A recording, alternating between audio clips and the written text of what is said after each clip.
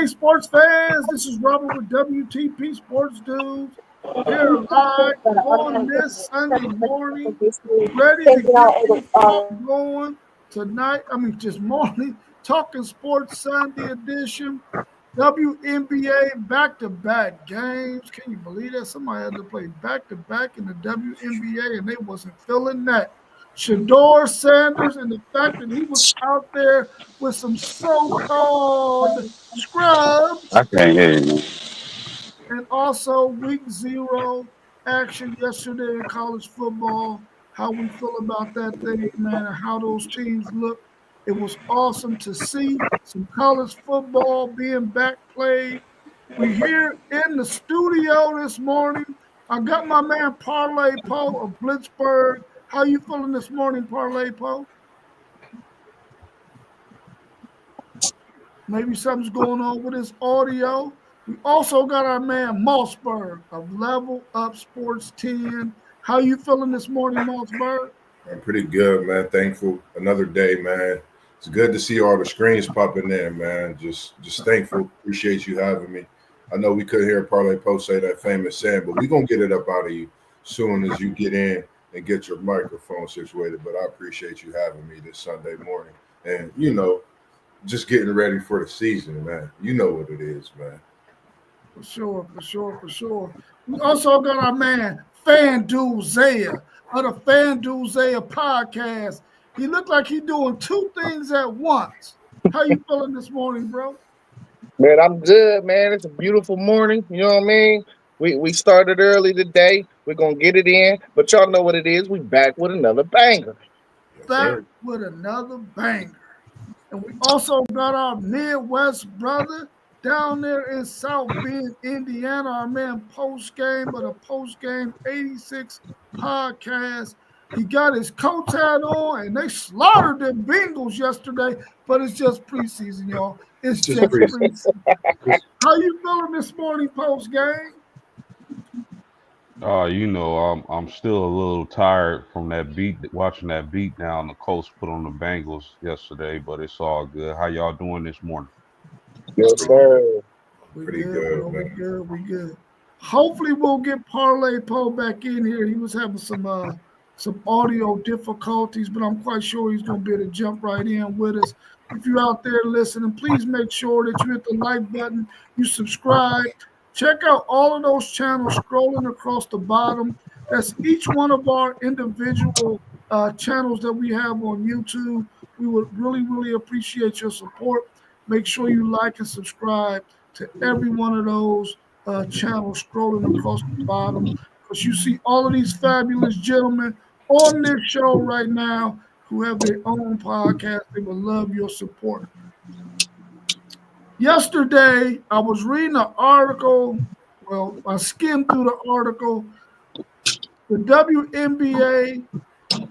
What's your take on the WNBA player playing back-to-back games after players wasn't filling the 4 games in 6 days with a back-to-back? What's your thoughts on that? Is that player tripping? Or, hey, man, that's just how it goes, man. You got to be ready to play when the time comes. Man, I'm sorry to say this, man, but like post game say, we just gotta keep it funky, bro. These women starting to irritate me, bro. Like, y'all want this money, bro, but y'all don't want to sacrifice and do what it takes to get it. So, like, I'm just getting irritated at this point, bro. And I think that All-Star game left a bad taste in everybody's mouth from the jump anyway. So it's like, man, come on, get y'all stuff together, bro. Y'all want this bag or not? I don't know if it's in a sense of a cry for help. And when I say cry for help, I don't mean that in a bad way. I mean that in a way of, do anybody really see what we going through? As women, we all have moms, we all have sisters. So I think of this in that type of a way. I throw all the sports out the window, and these are women we talking about in a natural aspect. That's how I'm sensing to look at this. We gotta know that we watch it. They want to bring it to the forefront I guess, to some of the things that go on. I agree with you, FanDuel, when you talk about All Star Weekend. It was tough to look at some of that stuff for myself, but I think it's just a cry for help. That's my thoughts at the end of the day. What are they really getting to? Behind closed doors, things that we don't know what's going on in the W. Yeah, I'm kind of on the fence on this one. I don't want to hear, athletes complaining about a back to back or their schedule. But at the same time, if you look at the WNBA this season, there has been a lot of major injuries from Caitlin Clark to Nafisha Collier, Angel Reese. These ladies are getting banged up, and I don't know if it's from the type of schedule the WNBA has or they're sitting out silently protesting. I don't know what the situation is, but especially with the teams that are going to be added in the coming years, they got to get used to playing a lot of basketball. So I'm on the fence. I hear them. Moss made a good point. Zay made a good point. I'm on the fence on this situation here. Yeah. Yeah, I like every point that was made too. My thing is, whenever you're trying to build something, you got to go through everything that it takes to build it. You want to have as many scenarios and situations as possible so you can get to the end product that you want it to look like. And I think this is just one of those instances where, okay, you're facing some adversity. This is something that is going to take place right now in the WNBA, and we're gonna see what it looks like. We hear you. If it's something that needs to be fixed later on down the line, it's going to get fixed. But you got to go through those kind of things. And I'm not saying she shouldn't have had something to complain about, because she has every right to say whatever it is that she feels, and I support her on that. But at the same time, I want the WNBA and the players to understand that, if this thing is a work in progress, it got to get to a finished product, but you got to go through something first. The NBA for years were dealing with the whole 82 game schedule and that whole grueling thing, and they started to fix that thing after so many players was probably getting injured, like what post game mentioned. It's just something that you have to go through when you're trying to establish something. So I'm glad that she brought it out, but at the same time, you just got to understand that as you grow on something, you're going to go through something. Anything else y'all want to add about that, about the WNBA? Um, I want to see which players actually. Just speaking on it, it'll be a good thing to see which players you could tell who's working out. Who's really, preparing themselves. For the type of seasons that they go through as it is now. That's something to look at, and even in the playoffs. You know, moving forward into next season, who's going to be that woman to step up and get that workout in that you'll start to see on social media with the adjustments that they're making as well. So maybe it's just something we don't know about. And like you say, we didn't know too much about what's going on with the NCAA as things has been changing, and now we're hearing about with the W and the WNBA. So I think it's a good thing overall, and we'll just see how the facts lay out. When that time comes. Yeah, I think you brought up a really good point, Mossberg. Whenever you're an athlete and you playing at all these different levels, and now you're at the highest level, certain things have to change. Sometimes you have to change your diet. Sometimes you have to change your workout routines. Sometimes you have to do other things that you didn't do when you Yeah. were at that lower level, to take care of yourself, to take care of your body, to put you in the best position to stay healthy playing this sport, because the fans want to see you out there. Of course, you want to see yourself out there.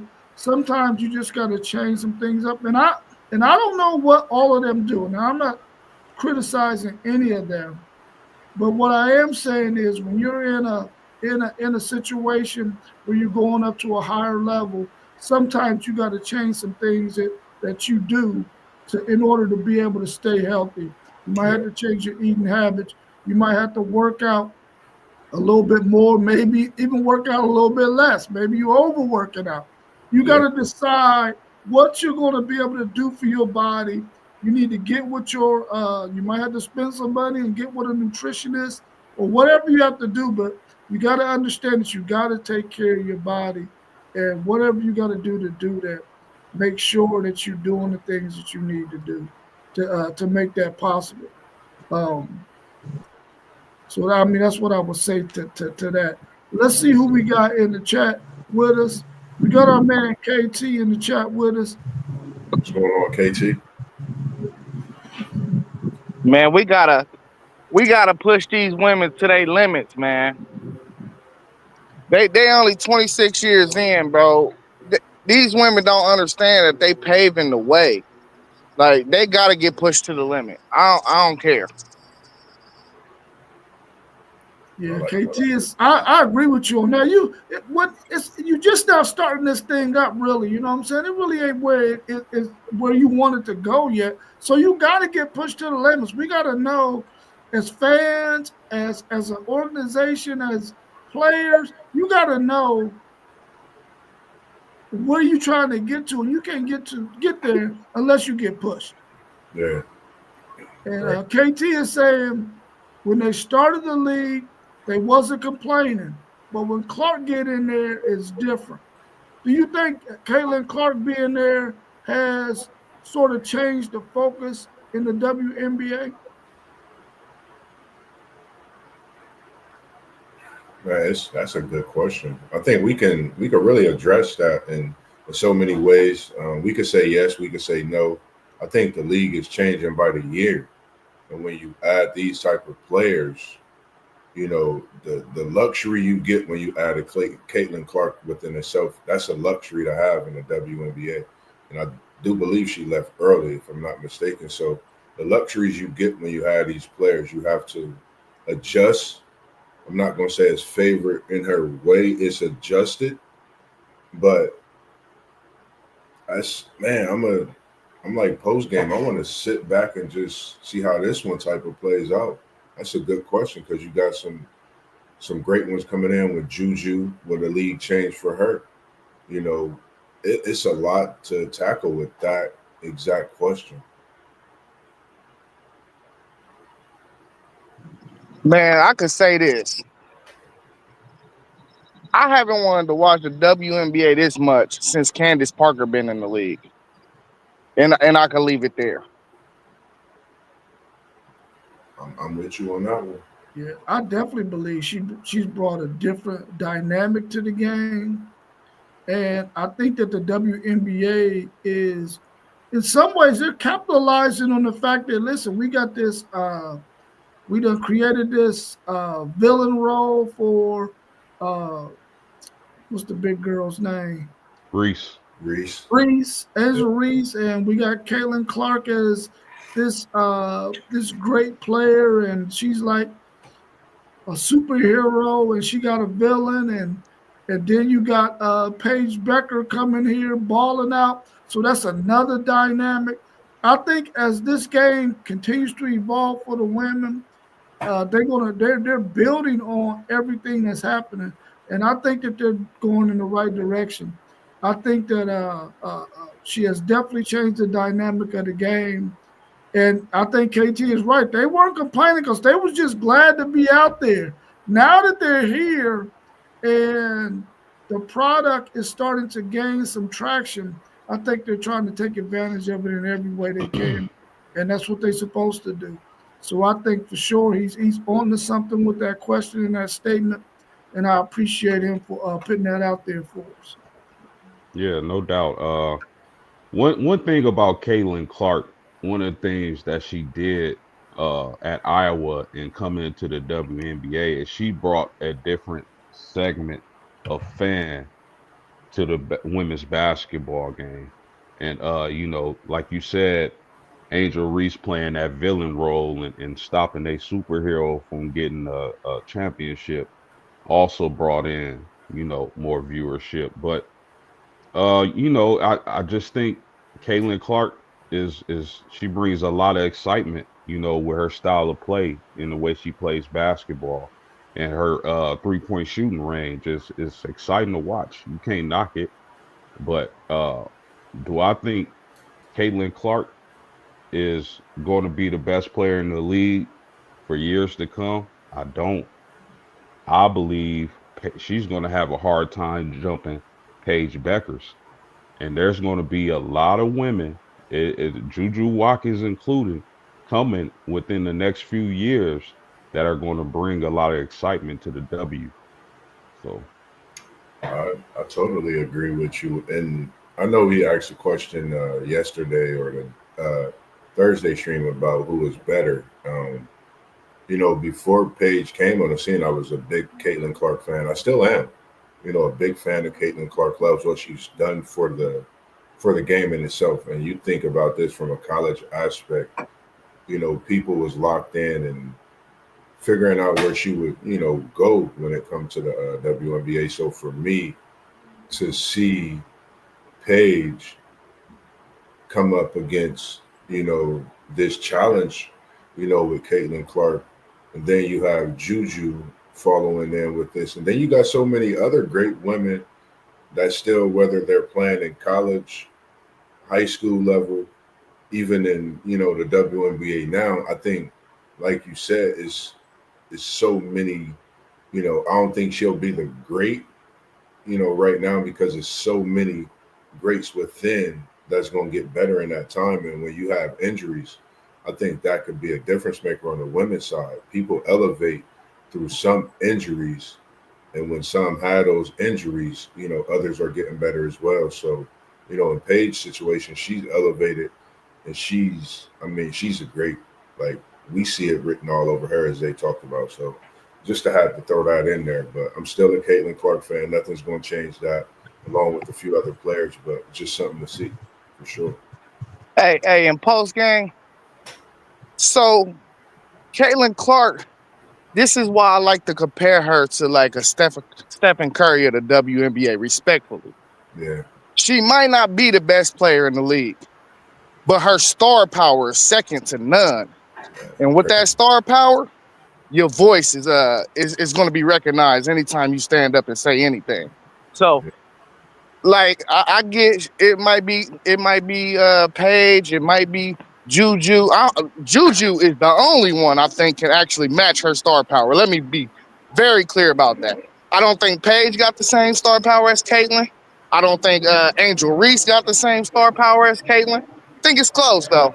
But Juju is hands down the only one I think can actually match her star power. And sometimes it don't equate to being the best player in the league. One can argue and say that Steph Curry is only second to LeBron James, is one of the most notable players in the NBA. That don't mean that Steph Curry, if he open his mouth, he can't get things done for the league. They've both been great ambassadors for the NBA, and that's all Caitlin Clark needs to do is use her star power to be an ambassador for the WNBA to get things done that these ladies want to happen within their time within the WNBA and to grow it for a later purpose. Okay. Cool. Let me ask you this last thing on the WNBA. Should the WNBA try and conclude their season before college football and NFL starts? Yeah, they're not competing with neither one of them. I am not cutting on a WNBA game over either one of them sports. No. Man, that's tough. I think I'm gonna definitely tune into a couple women's playoffs. It's just been that good of a season for me. I think they got to figure something out with the scheduling, and I'm not for sure if it really went in effect with the NBA when they had that. If it was the NBA that when they had that lockout, that bubble season, the bubble started all this to where it pushed seasons back. made it look all crazy. But for me, I'm still gonna support them, man. I got an app on my phone. I got YouTube.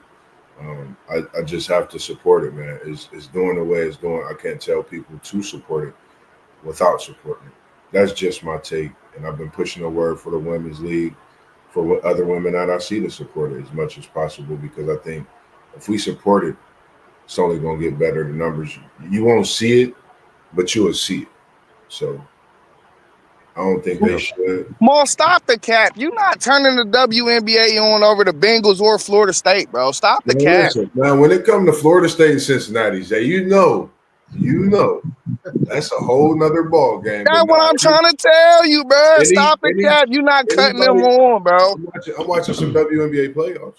I guarantee you that. Nafisha, I gotta watch my girl. Camila Cardoza, I gotta watch my girl now. Caitlin, hopefully she back from injury. Shout out to Kelsey Mitchell over there at the Ohio State, because she's been playing some great basketball. I mean, we could go on and on about the women's list. And I even shout out to the Longhorns, I was watching the USA. They had the USA versus Canada. They look like they're going to be good this coming year in the college basketball side. So I dibble and dabble with this YouTube that I'm blessed to have for the free. Yeah, fellas. I'm a little bit. I mean, you gotta think, man. I was excited when the WNBA started. Yeah. I'm talking about going into the 5th grade, and I'm catching the Houston Comets with Cynthia Cooper and Tina Thompson, and they three-peat. But if should they reschedule their season and bring it up a little bit so they don't run into the NFL and college football? Sure, why not? But me personally, I'm going to watch anyway. I got the WNBA app, and like Moss was saying, you can catch some games on YouTube. But man, listen, again, Juju Watkins, Hannah Hidalgo, Rob, your girl for the Longhorns, man. It's a lot. Beers for UCLA, man. It's a lot of women who can ball, who are coming down the pike. And so regardless, of course, I'm not gonna change the channel from my Colts or my Fighting Irish to watch a girls game, but I'm definitely gonna be tuned in when I can. So, but they should reschedule their game so they don't run into football. I think that only be good for them. Yeah, it would be nice if they were wrapping up their season last week before week 0 of college football hits. Because I'm gonna be honest, man, I tried to watch clips here and there and catch some highlights and stuff like that.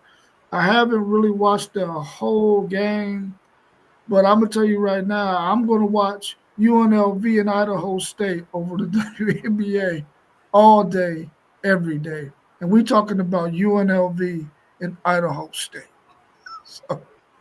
So I think they should wrap it up. Last week should have been the finals, man, and it should be wrapping up. But I mean, it's only gonna go for maybe another 2 or 3 more weeks. So I mean, that ain't too bad. But they definitely don't want to be in the heart of this thing, man. So hopefully they make some moves and make it a little bit sooner and a little bit quicker. Well, a little earlier. Hey, no. It's funny you said that because I be having them moments where I see a FCS game going on and I cut it on first. Yeah, facts, bro. Facts for sure. I don't know if they're going to be able to do it, but that should definitely be something that they should look at going forward, especially once this thing gets established in the direction that they want it to go. But I like what they're doing so far, man. I like the fact that they're putting it out there. People are more vocal and they're expressing themselves. So hopefully they'll continue to do that. Hey, when Juju get there, whoever she play for, my favorite team, and I'm getting a jersey. And fellas, I'm gonna just say this: this year's WNBA playoffs is gonna be nice. Yeah. It's gonna be nice this year because you got the links like we talk about on this podcast, but you got a few teams in there that can possibly upset them. So the playoffs are gonna be jumping this season. So I really don't think the playoffs should be interfering with the football schedule because it's gonna take eyes off of it, and they need to that need to be premium as far as when we're talking about the playoffs in the WNBA. That needs to be, what's happening in sports. So Pop that Yeah. on a Netflix stream like they do everything else. Maybe the women and get some free play, get them views up. Just Yeah. saying. I don't know. Let's switch gears and go over to the NFL. What's your thoughts on the Shedeur Sanders outing yesterday? Are you in agreement with some of the fans that he was put out there to look bad? When you need T1 on here, man, this is a great man. Everything we gotta, man. I was thinking about the fact that he's still just going out and playing. I think on the outside looking in, we could say so many different things about the situation with Shedeur, but I think on the outside looking in, for me, this is just my opinion. I think he's gonna continue to play, man, regardless of what the people saying in the background. I know it's the third, fourth game of the preseason. You only gonna get the third and fourth string. You're not gonna get no first or second string players really out there. But it is what he is. What it is. He made the best of it, and I just still think that man should be second on that depth chart in Cleveland. They're gonna have Joe Flacco start and put that man second on the depth chart. He's more than deserving of it. And I don't know. Like it's just a tough position to be in, but we know who with him, and I know he gonna fare well, whether it's in Cleveland or if he goes somewhere else. And he's blessed to have that opportunity of being that great quarterback that we all see he can be. I ain't really get to catch too much of it. I was just locked in on that Iowa State Kansas State game. I was at the casino with Poe at the time. Poe was watching it a little more than me. I don't know though. I can't really say nothing about it though because I really wasn't paying attention. I ain't gonna lie. I'm here live on Facebook too, Miss Williams, Miss Robin Williams. She said, tell everybody. She said, hey, she's tuning in from my Facebook live, supporting that as well, locked in. So just letting everybody know. She said hello and good morning as well. good morning. Um, yeah, I mean that's kind of how it looked. Uh, I didn't get a chance to watch the game, but I went back and watched the highlights or whatever and the analysis. It looked like he was playing with a bunch of guys who are going to get cut. Uh, you know, I don't un Dylan Gabriel is nice, but I don't think he's better than Shedeur. I think Shedeur should be second on this depth chart. It's obvious now that and it's been obvious to us that there's been a hit out on this young man for whatever reason. I still don't understand, but uh I dare the Cleveland Browns to cut Shedeur Sanders because he's going to go somewhere, hopefully, he's going to go somewhere where he actually has the opportunity like he should have had from the jump. I wouldn't mind my Indianapolis Colts taking him. But Shedeur Sanders, I don't know what's going on with the NFL and his dad. It seemed like it's more from his dad, but they don't want to see us in positions where the Sanders family is. They just don't. They rather have a kid coming from a single parent household, who's just happy to be here. They don't want a guy from a successful family being there and knowing the ins and outs of the business and the sports and making money and being popular. All that comes with it is it's just a sad thing to see, and that makes me very upset. And I see why so many people have turned away from the NFL because of situations like this is really BS, and I want to say the whole world. Excuse me, the whole word. But I'm gonna be easy. But that's how upset it makes me because this kid. You heard Mel Kiper and guys like Skip Bayless saying coming to the draft, he should be the top quarterback off the board. Now, whether you like him or Cam Ward, I mean, it is what it is. Whatever, you know, either one was worthy in my eyes, but it's just a sad situation, and I hate to see him going through it like this. And but he keeps his head up and he stays positive, and they can't break him. So I'm proud of that. I think I might be maybe of a different mindset, man. I think that they seen in game one what they got in Shedeur Sanders, and I think they understands his value as a player in that organization, what he brings in terms of putting bodies in the stands. I don't think now the Cleveland Browns have made some boneheaded decisions, but I don't think they're stupid. I don't think they're stupid at all. I think they wanted to see some things out of Dylan Gabriel. I don't think they wanted to necessarily have to see anything else out of Shedeur Sanders outside of let's put him in a little bit of adversity. Let's see how he handles himself. Let's see if he's going to hold the ball too long, trying to make some plays. Let's see if he's learned how to get rid of the ball because he doesn't have the protection that he needs. Let's see if he's built on those things. I think they already know that he's the second. Well, he's probably the best quarterback on the team, but of course Flacco is more of a veteran.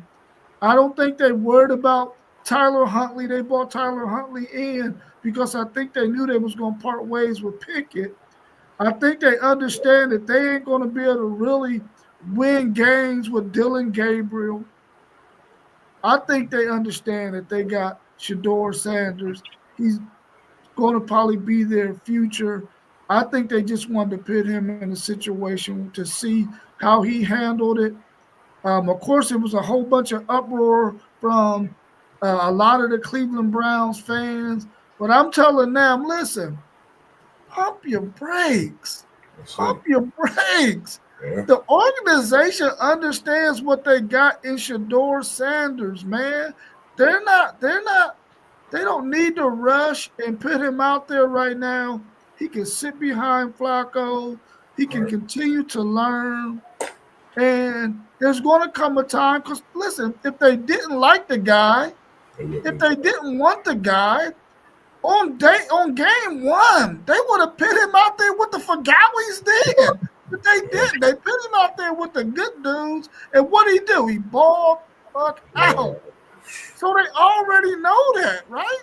So hey, Rob. Y'all get too emotional.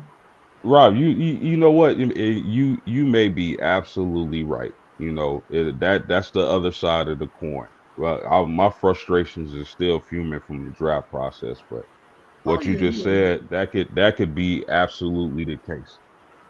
Yeah, well, I mean, we know for a fact that draft was some straight BS. We already know that. That's facts. Yeah. We already know that. But what I'm saying about this situation is, man, listen, they not stupid. They not stupid, bro. I think they stupid, and I think they gonna cut him. Listen. I think they stupid, bro. I think they stupid. They gonna cut him, and he a whole cash cow. I don't even understand the thought process. Because it's a business. It's a business at the end of the day. If they cut him, I guarantee you, one of them other organizations is gonna say, "Man, listen, I hear what the rest of y'all saying, y'all in collusion and all that crap. We grabbing this dude because his market value is just way too high. Why would we not get it? Why don't we just get away from that old mindset that we had, what we did in the draft? Let's get away from that." And Cleveland drafted him when they were told not to draft him, but they did it anyway. Even though it was in the 5th round, they was backing away from that collusion crap and drafted him anyway. And I think that Cleveland is going to keep him. They would be dumb if they didn't keep him. And I think if they allow him to develop for 2 years, as our man motivated, dedicated is saying, I think he's going to be a good quarterback in a couple of years. But I definitely believe that they got to let him sit on the shelf, though. Don't put him out there right now. Man, I want him to get cut, and I want him to go to the Rams. I'm just saying, that's where I want him to be at. I want him to be with Sean McVay. Miss Robin, Miss Robin felt the same way that you feel, Zay. She said, I think that they're going to cut him, yes. And she said, we'll see. And this is, coming in, some of the comments coming in from Facebook. She's in agreement with a lot that if not everything that we're speaking on as well. it's just tough. For me, even, it makes me think about the situation with LeBron James Jr. Bronny, you're talking about prime, you're talking about Unc's GOAT, Son's GOAT that we talk about. Two sons who respectively just love the game, their games that they play, one basketball, one football. We got to sit back, as a whole. A lot of people don't do that. And think, why are we coming at these young men so tough on a craft that they love, that they're just doing their work? A lot of people look at their parents and say this or say that, but talking about a two-parent home, we know what Shedeur went through late, but at the same time, you can't negate the fact that his talent is being shown in the preseason, like you said, the first game, and still even in this game that they tried to throw him out there and be muffed. I say let the kid play. He do need a few years maybe, but when he develops, he's going to be the type of player and the type of quarterback that some going to just sit back and be drooling and crying and they sleep over. We see the talent right in front of our eyes. If some feel he's not talented, you just might as well watch whatever other sports you want to watch and figure out that sport yourself, because this is pure talent in Shedeur Sanders. Don't care what nobody said. And KT and FanDuel saying they would like to see him go to LA and be with McVay. I think that would be a good spot for him. Our man Motivated Dedicated said right now he's immature and not ready both physically and mentally. I think there's some validity to that as well.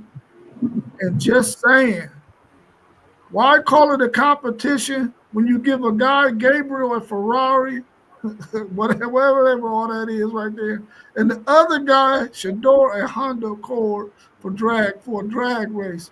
The Browns are disgusting.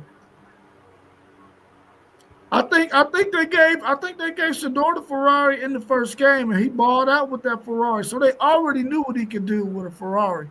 Dylan Gabriel, even though he had a nice game in that second preseason, he still made some boneheaded mistakes. He still made some underthrows. So I think they still wanted to see a little bit more out of him with that Ferrari. And I think they gave Shedeur, in my opinion, they gave him an Accord just to see if he could handle some adversity. I think that was all part of the plan. And then they even took him out during 2-minute drill and brought in Tyler Huntley. How does this young man handle the adversity? They already know he has a skill set that once it's fully developed, he's going to be able to ball out. But what is he going to be like in his head is what they trying to get to. In my opinion, that's what I'm thinking. And I think that they're going about it the way they feel like they should go about it. And I don't have anything bad to say about it, because I think the young man is going to be a really, really good talent.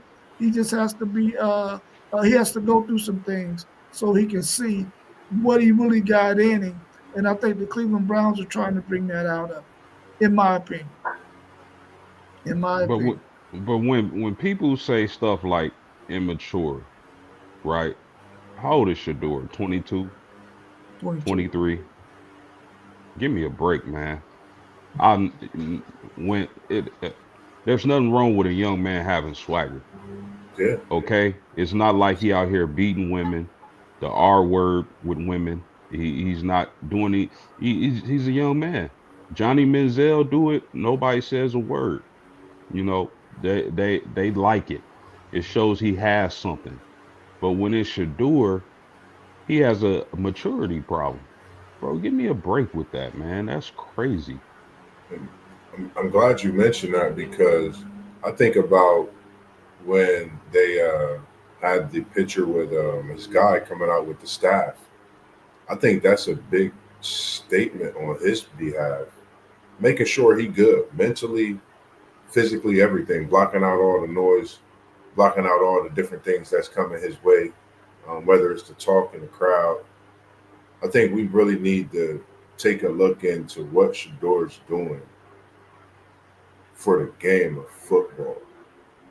You're talking about a 5th-round draft pick. The last 5th-round draft pick, we can remember that became great. is one of the greatest they talk about still today, who's won massive, I think multiple Super Bowl rings. I forget 5, 6, and he didn't start right away. He had to develop. He had to watch players, and he came in at an opportunistic time and took off.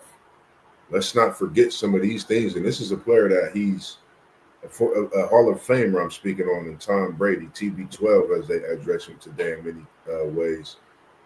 He's been a big part of Shedeur's success as he's developed late in his career. So I think it's something to see as his process as we continue to talk about Shedeur in this NFL. Cleveland, if you lose this QB, I don't see nothing good coming for you from here on out for, I'm going to say, the next 10 years. And I'm going to go ahead and stamp that at where we at, Zay? 45 minutes and 16 seconds. Stamped. Yeah. Just saying is asking, and I think this question is for me. Why aren't they checking Dylan's head? Well, I mean, because they got to check Dylan's head. What they got to check with Dylan, they got to check his skill set. Does he have the ability to play quarterback in the NFL? That's what they checking for him. His head is okay. It's his other skills that they worried about. Is he tall enough? Can he have a strong enough arm to throw some of the routes we need to throw, the out routes? Can he throw the deep ball to keep the defense honest? They looking for all those kind of things for Dylan Gabriel. They don't have to look for those for Shedeur Sanders, but they got to make sure that this young man is not going to hold on to that ball too long, feeling like he got to make a play every down when we all know quarterbacks got to have this skill set. You got to be able to throw that ball away and live to play another down. Don't make a whole bunch of boneheaded decisions like my man Will Levis was doing over at the Tennessee Titans, throwing underhanded balls and shit getting picked off of pick sixes and shit like that. They try to make sure that the Sanders don't do that kind of stuff. But for Dylan Gabriel, they're trying to make sure that he has the skill set. He needed a second time with the Ferraris. Shedeur Sanders didn't need a second time with the Ferraris because he drove the hell out that Ferrari. Man, he was cruising, chilling. You know what I'm saying?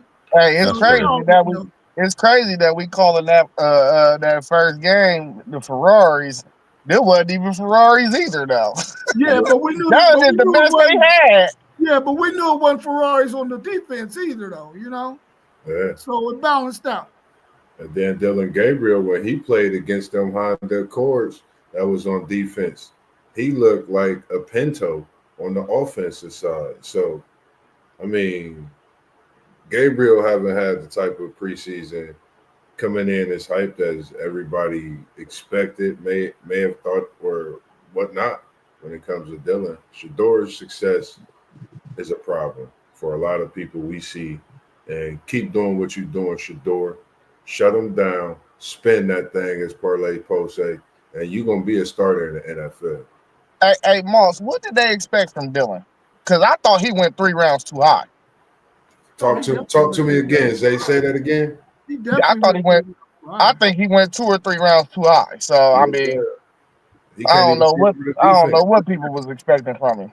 He can't even see over the defense. You can make a literal edit of him and his turnovers from his whole preseason and training camp, and there's no pros and cons in it. No offense, Dylan. I know we spoke highly of you in the college football season, but the NFL is a different dog, baby. Yeah, hey, y'all remember he had a terrible combine. They say he had a terrible combine. So I was confused when I seen him go off the board. His combine was horrible. Motivated, dedicated said the same thing. When you can't see over that defense, it's a problem. And we talk about that even with Kyler Murray, who was hyped, who had great college years. And now we really haven't been able to see that success transpire over into the NFL. So we seeing you have to be a certain animal, a certain dog when you have that short stature to be able to move and maneuver to see over that defense and things like that. So, man, he could be 6 for 6 on third down, but I gotta slow you down a little bit though, man. Cause like Kyler Murray was just like a top 7 quarterback in fantasy like 2-3 years ago. That means he done had some What have success. Arizona done since Kyler Murray's been at Arizona? No, I'm just saying that means he done had some success. That's all I'm saying. I I ain't talking about. We talking about personal success. We're not talking about. You wasn't talking about team success. I'm just yeah, stopping you and slowing you I'm not down going to date a and letting you success. know that he done seen a little bit of success in the NFL. I think he's terrible personally. Yeah, I'm not going to negate the success, but I'm saying when it comes to that short quarterback, we seeing that kind of phase out unless you have that type of dog. I feel to where you making those things happen with your ability to escape and manage to see over their defense. So that's my only thing. I totally agree. He's had some great seasons, but I just think it's starting to change for that. Yeah, I don't think it's his height. I mean, because anytime you got a quarterback that size, offensive coordinators understand how to create passing lanes for a guy who's not as tall. So I don't think height is never going to be an issue anymore in the NFL. They've already fixed that issue with their making creating passing lanes as an offensive coordinator. So I don't think that's no issue. And we know that Dylan Gabriel can be accurate on all of the short stuff, maybe some of the intermediate stuff. But I think in this game, he's going to be much like my man Colt McCoy was when he was in the league. If once the defense realize, hey, this is all this guy can do, he ain't never going to throw that ball deep. The defense is going to make the adjustment, and they will shut that stuff down. So I mean, he was balling out yesterday, but I think if Shedeur was put in the same predicament he was in, he probably would have been able to do the same thing, in my opinion. I think that Gabriel, if his grade was a third round grade, then I don't know who was doing the grades because I don't think he's a better passer than Quinn Ewers. And he was a seventh round grade.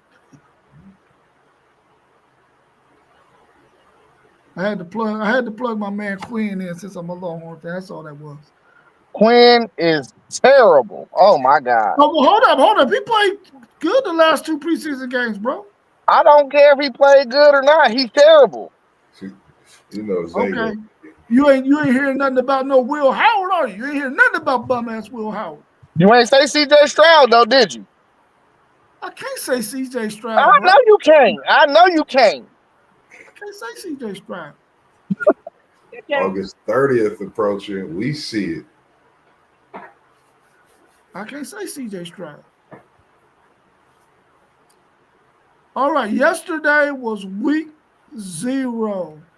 We had our first game that came up between Iowa State and Kansas State. Give me your thoughts on that game. What do you think was the key to victory for Iowa State? And do you think if it wasn't raining or if that kick returner that got hurt early in the game, what's his name? Dylan Edwards, if he didn't go down, could that thing have turned out a little different? I think we talk about defense and turnovers. Talking about turnovers, points off turnovers. That was a big factor. The injury. Iowa State's defense, man, and a run game for me, I think was the deciding factor. That made a difference. Of course, the weather factored in, but that's just my take on that game. Iowa State got to watch out for him for sure. Man, they hit Avery Johnson so hard a couple times in that game, he was scared. But I think the key, bro, to the game was Rocco. Man, Rocco made plays when this offense needed plays to be made. He just made them. I think that was just the noticeable difference. I mean, they both ended the game with 2 turnovers. I thought they both could have capitalized on a couple of them turnovers, a couple extra times, but it didn't happen. So, I mean, it was a puncher's game. Like, you punch, sometimes you landed your punches, sometimes you miss. And really, I think the difference in the game was which quarterback played better, and that was Rocco. Man, it started off a really sloppy game. I had no clue the weather was going to be what it was at the time of the start of the game, but maybe my prediction was different if I knew that. But I think the key of the game was what Rob said is Edwards getting their starting running back being hurt on the first play of the game where he dropped the kickoff. But really close game. I thought Avery Johnson looked good. He was able to make plays. Again, his starting running back wasn't there. Rocco definitely played well, but a lot of turnovers, very sloppy. And maybe if they have Edwards, they're able to make one more play and get the W. But great game, man. We've been talking about the Big 12 and the quarterbacks out this league all summer, and we've seen three of them last night, and all three of them are playing well to start the season. Hey, did y'all see Avery Johnson's dad and his brother fighting each other after the game? No, I didn't see that. But I gotta see y'all that video. Send me the clip. Send me the clip. Oh man. Yeah, I think that Iowa State realized in that second half that they could find something on the right side of that offensive line, and they milked it on that side, man. And Kansas State did not make the run game on that right side, and they took advantage of that and controlled the game. On that last drive, I think they had the ball for 6 minutes to close out that game, man. And they understood that, listen, we got something that's working, and they milked it. And I think to Isaiah's point, they every time they had a chance to lay a lick on Avery Johnson, they made sure that they made it physical on him. He got to the point where he got a little jittery. He definitely got a little jittery. Of course, he wasn't out there with one of his better players in Dylan Edwards, but I still think they had enough talent out there to beat them. I just think that Avery Johnson and that offense sort of had lulls in the game where they did not produce. They couldn't run the football at all, which my man Big Citrus was controlling the line of scrimmage for Iowa State. And I think that was key because they could not block him for nothing in the world at their nose guard position. He was always pushing the pocket, disrupting things. But I think Avery Johnson sort of maybe got a little jittery, man, because of some of the blows he was taking. And maybe the rain might have nullified his legs a little bit. But I think Iowa State just out physical Kansas State in that game, and that's what was the difference. How about how about real quick? How about the coach's decision to go for it on fourth instead of taking the three? Hey, I was about to just say that post game. So it was some bad coaching in there too, because that was the same play call he called on the previous fourth and short. And I'm like, bro, y'all didn't change the formation or nothing. Everybody in the stadium knew what was coming. Yeah. Like everybody knew. I'm talking to Paul. I'm like, man, that's the same play call, bro. You could have faked it and then put somebody in the flats or something and just dumped it down. You called the same exact call you called the previous drive when y'all got a fourth down, bro. Like, I was like, oh my God, they want to lose. Well, I know when Iowa State had that fourth down instead of kicking that field goal, I knew if they was throwing the ball to the running back out the backfield. You can just look at the formation and tell this is what they setting this thing up for. They got Kansas State in the perfect defensive set. They know who's going to be guarding the running back out the backfield, and they knew he wasn't going to be able to get there in time. And the running back did what he needed to do to get that first down. Practically scored on that thing. And so I think Mossberg put it in the chat. Should he go for it or kick the field goal? And I'm like, man, you got to go for that all day. The thing that's against you is the clock. You got to do whatever you got to do to get this clock ran out. So you got to go for it in that instance. If you kick the field goal, you only up 6. You give them 2 minutes and something odd seconds to go to get another 2-minute timeout. That's just way too much time when they can go down and score and kick an extra point and win the game. You got to go for it in that instance and hope that you can get that first down and milk that clock. And they were able to do that. And so I think it was a smart decision by Matt Campbell and his team to go for it. Yeah, Kansas State left a lot of. What about that interception dude dropped? They left a lot of plays on the field, bro. Yeah, they did. What's They that did. running back? What was the running back for? Was that Hansen for Iowa State? Hey, I like him. Bro, Yeah, I watched. I think for me, like I really watched Iowa State. I really watched them yesterday, and I think when it comes to this Big 12, I think they are the team to return a lot. I think we really got to watch out for this Iowa State team. They will, like you said, how they was hitting Avery. That let us know they don't care who it is. They're gonna hit you in the mouth. They want to hit you in the mouth and get stout up front, like you said with Juice. So I think we got to really watch this Iowa State team this year, and we can't forget they was right there for the Big 12 last year. So I think they coming in a little bit with some dirt on their shoulder, trying to knock that off and go for the hardware this year in that Big 12 too. So you said as well about Rocco, man. He definitely did his thing. Poise, third down was his specialty, man. He performed yesterday. And I think the Big 12, as we talk, like you said, post game, they quarterbacks in this conference is something to look at, man, this season for sure. Hey, Moss, I agree with you, bro. Iowa State, if y'all don't remember, they had one of them schedules where they play all their tough games at home for real. Yeah. Yeah. So they might have just got a leg up in the race. Yeah. And you get a big win like that with the weather in Dublin, and you'll cross the world. So I think that plays a big part, not just your season, but you could play in any type of weather now. You could really see that, and you could take motivation from that game and adjust accordingly if weather permits throughout the season. I think this is a season to where we got to look at all these different factors, and it'll play a part in the season as well. Well, they from Iowa, so they better be able to play in any weather. Yeah. I think if they're going to continue to play that game in Dublin, Ireland, they need to play it during it. And I don't even know if it's possible to do. It's probably going to be raining regardless if they do it week 0 or if they do it in week 12, 13, 14, or 15. It's probably going to still be raining. But I think last year was kind of muggy like that for the Georgia Tech Florida State game. I think the year before that when Notre Dame played there, it was muggy. I didn't like that, man. I want to see some football where guys can really make some things happen out there on the field because the field is fast. I didn't like that whole rain thing, but it is what it is. I don't want the game to go away from Dublin, Ireland.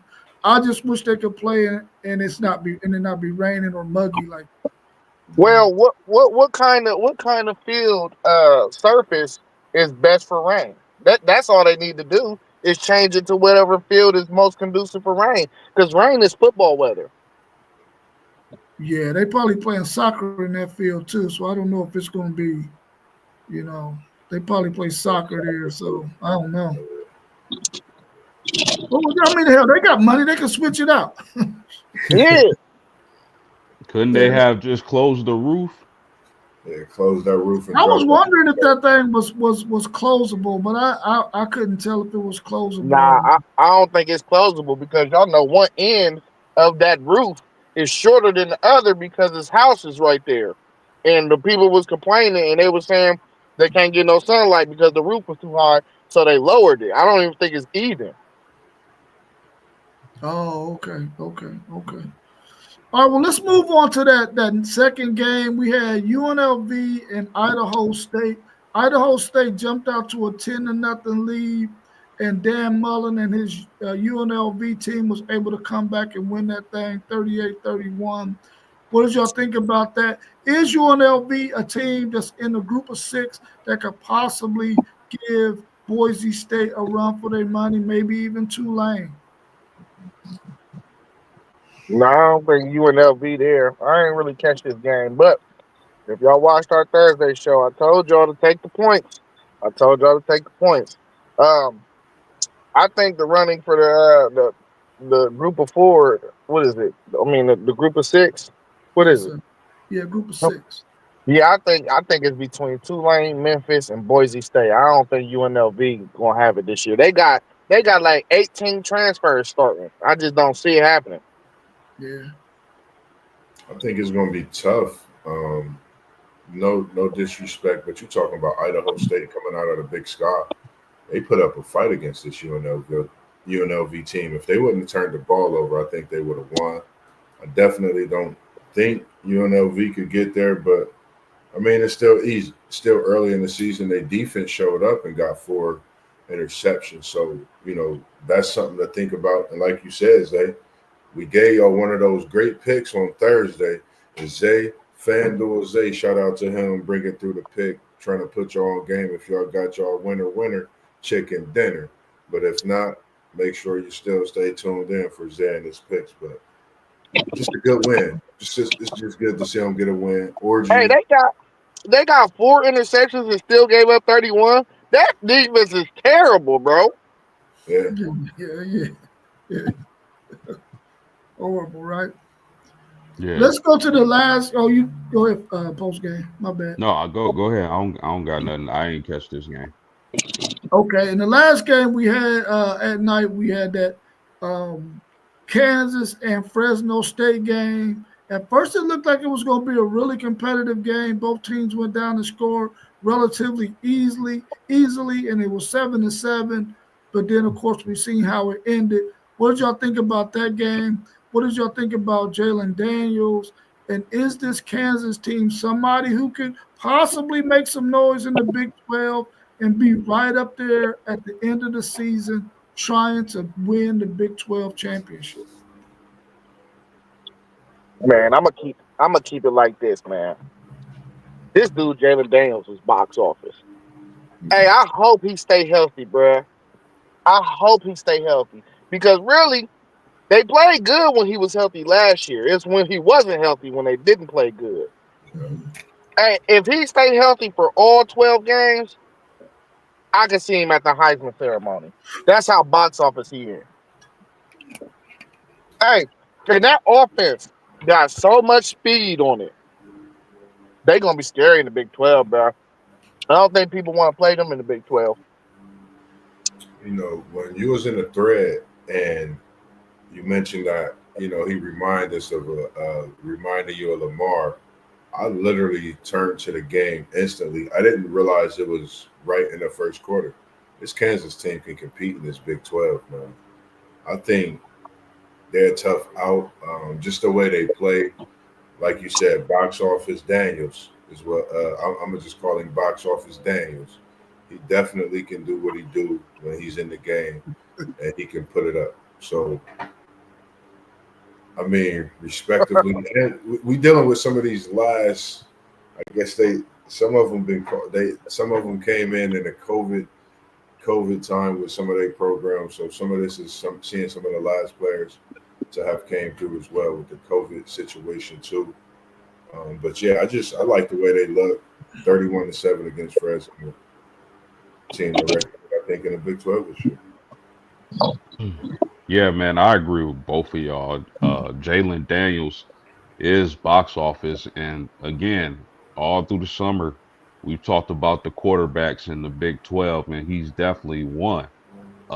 When you got a quarterback who's athletic and got some speed and can move like Jalen can, you got a chance in just about every game.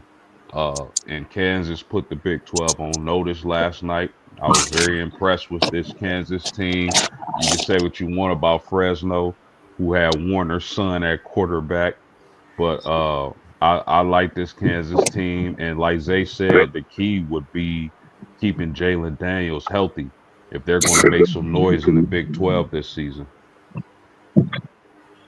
Yeah, I like the way they looked as well. I think that they might want to think about not having so many design runs for Jalen Daniels because it was Fresno State. Fresno State tattooed him a couple of times too.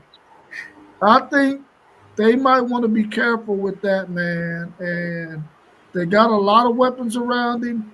The offensive line was not as good as I thought they would be. I think that they're gonna have some trouble when they play some of these Big 12 teams, man, because Fresno State was able to get in that backfield a lot, even though the three-headed monster that they had at running back did really, really well.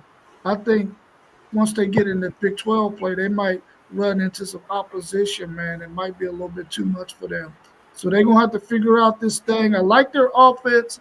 I just think that they got to limit the amount of uh, runs that they have for Jalen Daniels, man, because otherwise he's not going to make it. He's not going to stay healthy all season, taking those kind of licks from uh, the likes of Iowa State or Kansas State or Utah teams like that. Man, I think they just need to teach the boy how to slide. They just got to teach him how to slide. Yeah, they need to teach him how to slide for sure. He got to get down, man. He got to get down because he can't keep taking licks like that. Yeah, bro, he Yeah. lowered his shoulder a couple times. I'm like, what Yeah, are you doing? he did. He did. And I'm like, dude, you can't afford to do that. They need you in order for y'all to even be good. Northside said EJ Warner suck. he needs more development. Fresno State have a first-year coach. Yeah, they do got a first-year coach over there. Man, listen. I don't think EJ Warner played bad, bro. I don't really think he don't. played bad either. I don't think he Yeah, played I bad. seen him make some throws that I was like, that was a nice throw. You know, he made a few of them, back foot throws and all. I just think he's too small, bro.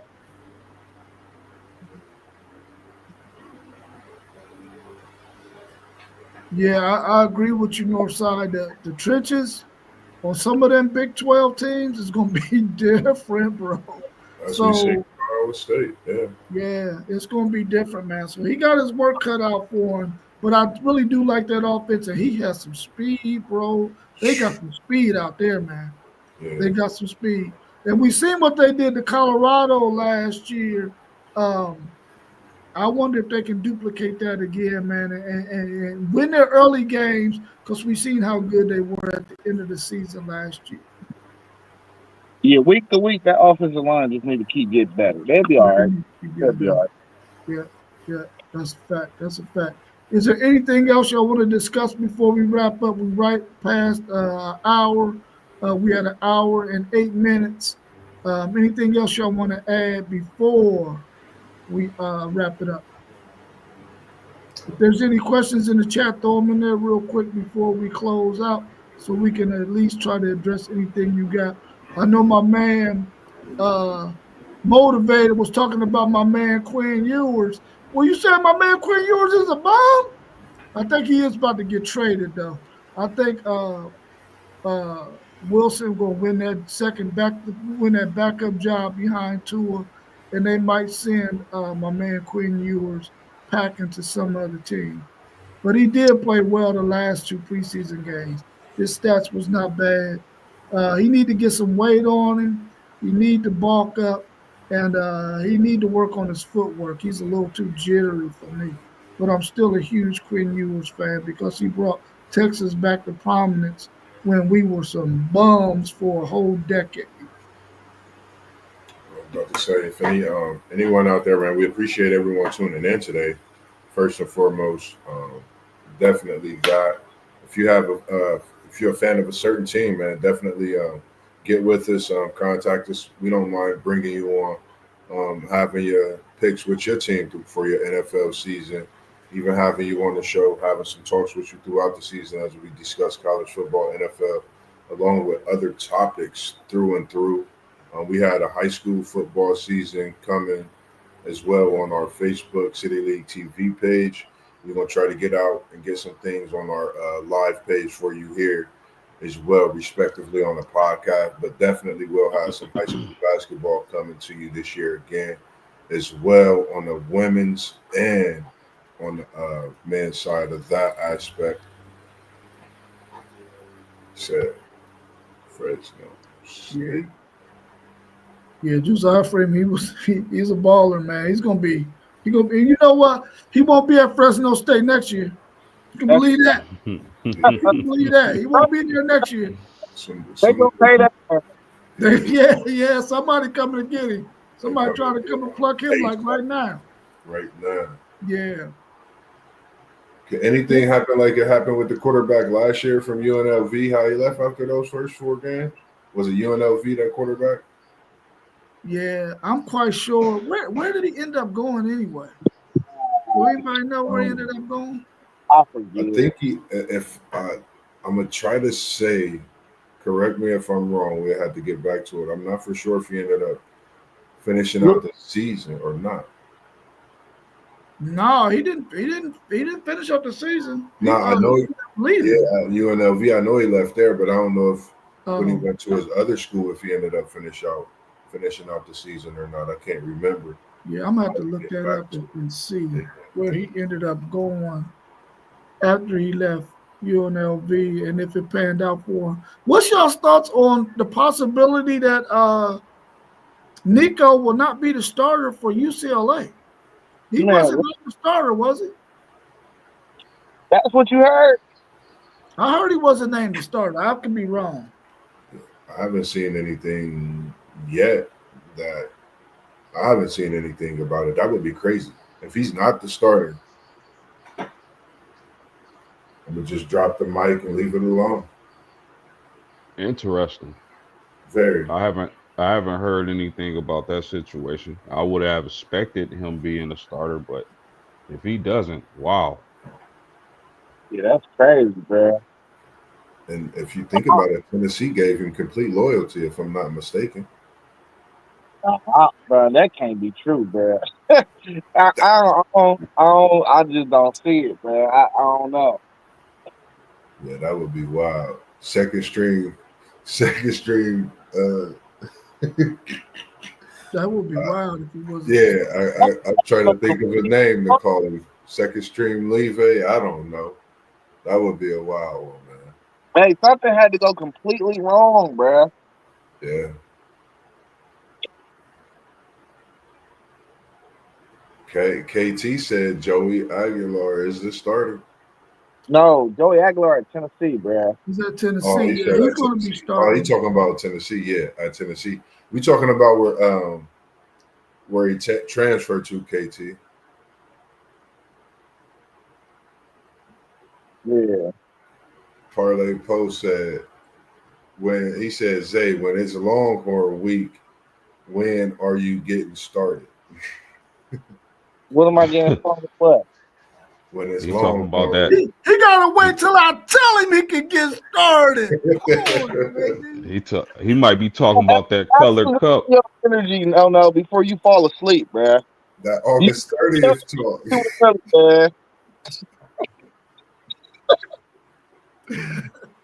What's that famous saying, Parlay Poe? It's good to see you in here this morning. That's Parlay Poe of Blitzburg, ladies and gentlemen. Make sure y'all go like and subscribe to his channel as well, respectively. I think Poe was asking when the shenanigans going to start. It's going to start at midnight.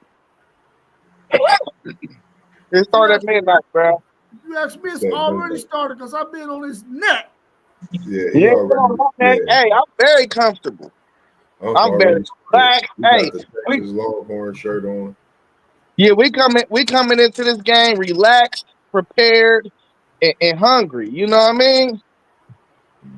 I hear you. Until you get slapped until they get slapped in the mouth. Hey, it's gonna be some slapping in the mouth going on then. You think we're gonna get slapped in the mouth and not slap back? Ooh, no, you're gonna fold up like Kansas State did when they got slapped by Iowa State. Man, your quarterback's softer than cotton candy, bro. Why are you acting like y'all got all these super tough guys over there? Listen, your quarterback is cotton candy. He said, appreciate the comment, Luke Northside. He said, yeah, I guess we got a second string guy, Mr. Luke Duncan is the starter at UCLA. Luke Duncan is the starter. Bro, what the hell going on?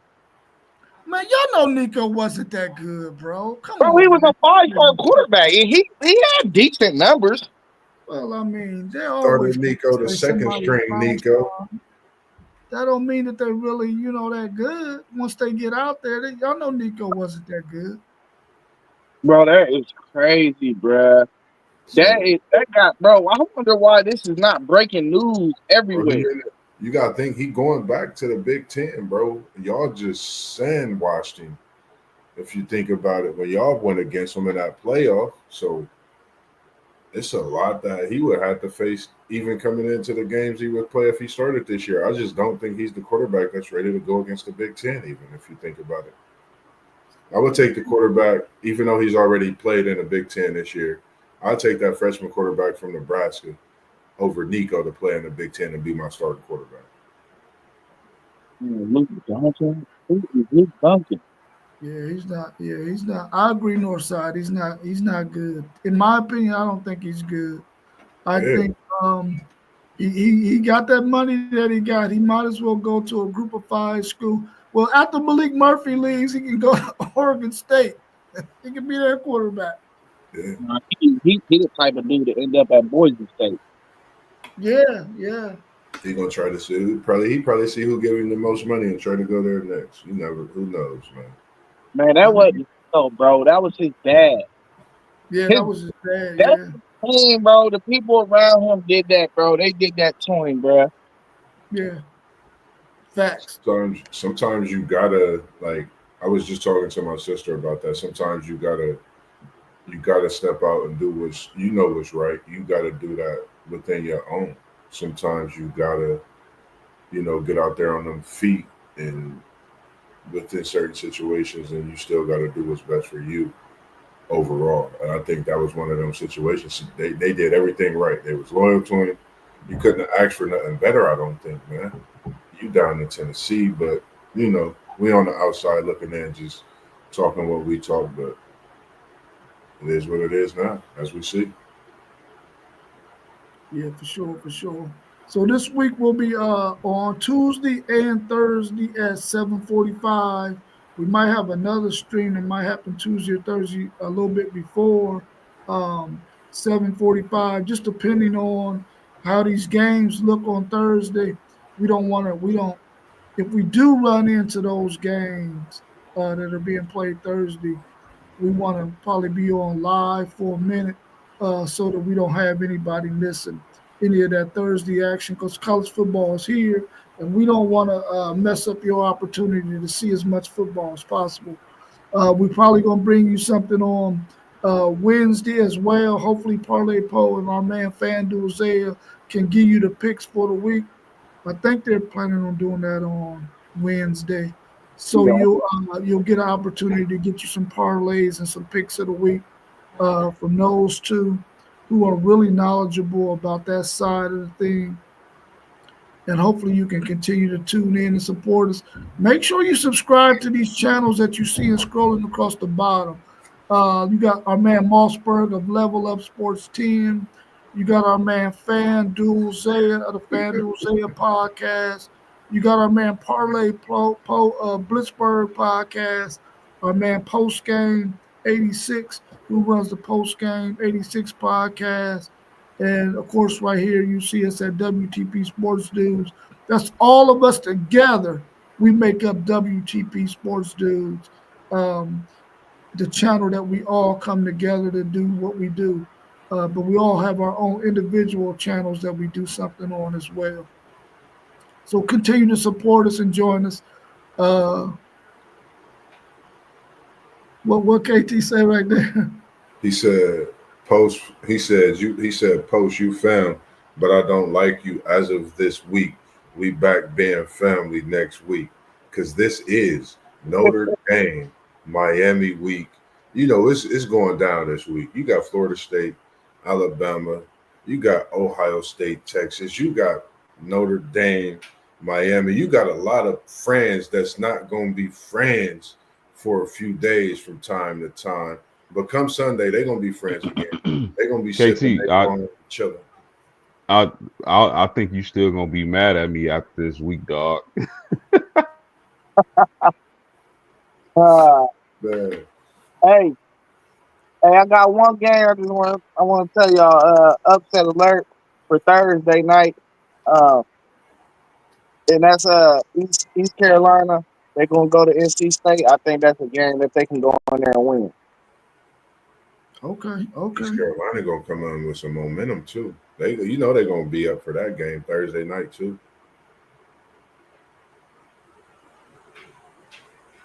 Yeah. Now I don't think any of us caught that game to see Trey Page the third North Side. So, you know, I'll go look him up after we get off this show, so I can at least familiarize myself with who he is, so I can pay closer attention to who he is. Yeah, I ended up getting a little bit of that Hawaii. Oh, he beat. talking about that quarterback with the dreads that busted that 70-yard touchdown run. Yeah, Oh, I seen that. he gonna be FBS next year, bro. If that's the dude you talking about. Because I was wondering what that game was on the slate. I didn't get too much of it myself. Then I ended up checking out that highlights from the Stanford Hawaii game, which was close, and Hawaii ended up getting them with a field goal. So I think we definitely gonna see one of these big schools go down to a FBS this season, as we always been seeing these last few years. Hey, we just seen Stanford get it. Yeah. Which Stanford is some bombs though. Yeah, I mean, they was at home against Hawaii though. I thought they would have. I was like, man, they got Hawaii, but the Hawaii, that's a good Hawaii team. They ended up, Hawaii ended up faring out pretty good throughout the season. So it's a good non-conference win for them. Zay, he said it's a running back. Trey Page the third is a running back. Okay. I'm gonna have to check him out. That name sounds very, very, very familiar too. I gotta figure out who that quarterback played for, man. Dude took a QB draw like 60, 70 yards. But it was like the way he did it, like bro was running so hard. Okay. I'll have to check it out. Might have to go through some more highlights. But yeah, man, we appreciate everybody. Like you said, man, just stay tuned in, stay locked in. Of course, it'll be a couple coming conversations with Mossberg. Got a few conversations that I'm putting together. Getting back into school, and if you also want any media tapped into, Saturdays is Little League Youth Football League that's going on. We do not mind coming out to tap in, show our support. I was just speaking with someone today, planning on going out and checking out some of these games with the Little League on some Saturdays coming up as well. I'm gonna be coming out with you, hopefully with some live watch on the soccer with my nephew. Even got a nephew that's into soccer. Come out and show you all some of his games. And if it's you that want to talk your talk, man, get a hold of us. Let us know so we can bring you on. We can get some great talk, conversations going, and just do what we do best, man. Talk to sports and anything else that you might have a hand into as well. Okay, yeah. Trey Page, he plays for Tarleton State. That's where Graciela Howe's son is either Chase or Charles plays for Tarleton State as well. I remember her letting us know that. We grew up with Graciela Howe in the neighborhood, and her son is down there playing. I think Tarleton State is in Texas, I believe. And he plays down there. So I'm going to have to check him out because I am familiar with Tarleton State based on Graciela Howe letting us know that her son plays for them. So, all right, y'all, we'll be back again on Tuesday. At least I will. Somebody might do something in between time, but always check your Facebook page. Your YouTube page. Make sure that you check out our short videos. Make sure that you share our videos. Tell your friends and family to subscribe. We're really trying to grow our channels so that we can continue to bring you content. We appreciate you for supporting us today and joining us. And we'll see you on the next time. Like always, we out with the deuces. Peace.